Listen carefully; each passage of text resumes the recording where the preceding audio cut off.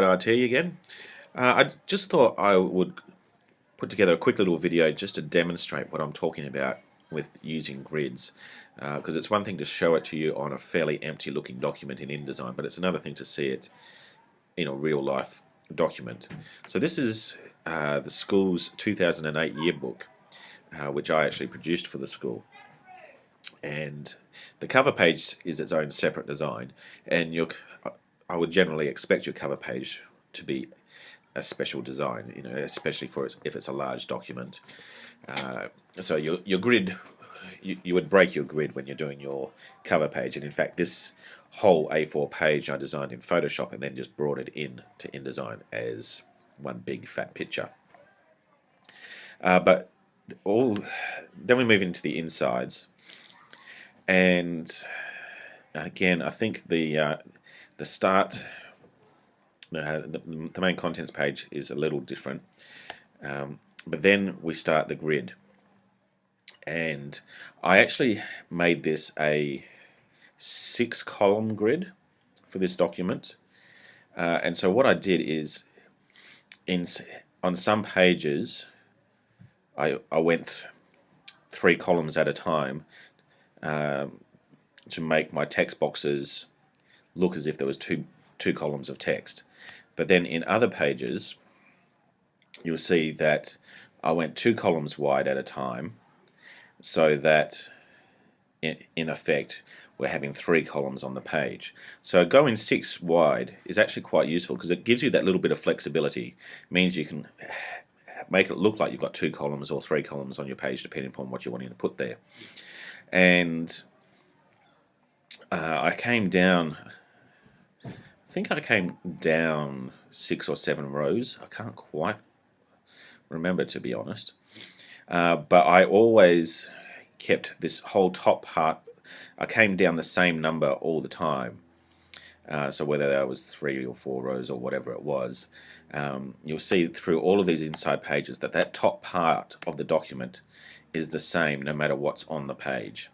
One thing I did vary a little bit as we're going from page to page is you'll see that sometimes with the top photo I stopped at the margin, and so had the frame filled proportionally there, and so we stopped at the left margin, we stopped at the top margin, and then sometimes I pulled my picture frame out and went straight all the way to the edge of the pages. And so again, that was using different master pages that I did that through. And so as we continue to go through, basically then I just alternated between background colors for the whole pages. But all of my headings are in the same spot, again, looking through it, okay, and all of my pictures all aligned to the same grids. Okay, so you can tell here that this is, if the page is 6 wide, margin to margin, you can tell that that's 2, and that's 4 of those columns there. Okay, so again, that's 2 wide there. Okay, here this is 3 columns there for the text, and then 3 columns for the photos.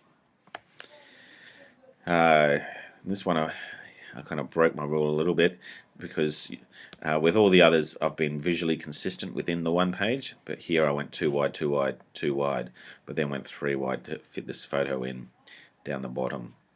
So I kind of broke my rules a little bit there. But you'll notice also that these bottom photos, they're sitting, the bottom of the photo is up against the margin of the page.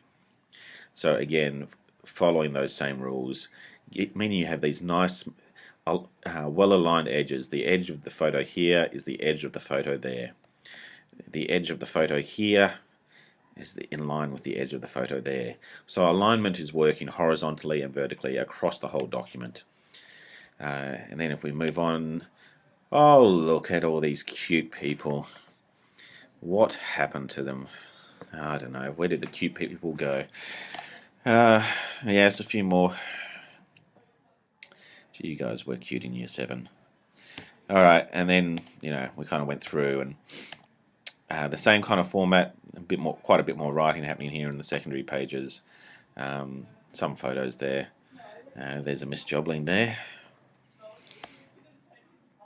So same format going through the whole thing again here. So I just wanted to show you a quick example of how the grid can be used to really give your page, your book, that professional look.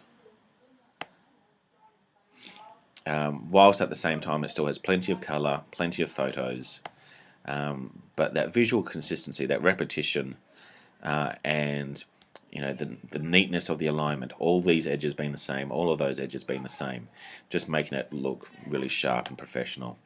So I hope you take some of that to apply to your own productions that you produce, and I look forward to seeing what you make. Okay, so grid-based design is definitely the way to go for your desktop publishing. Thank you for watching.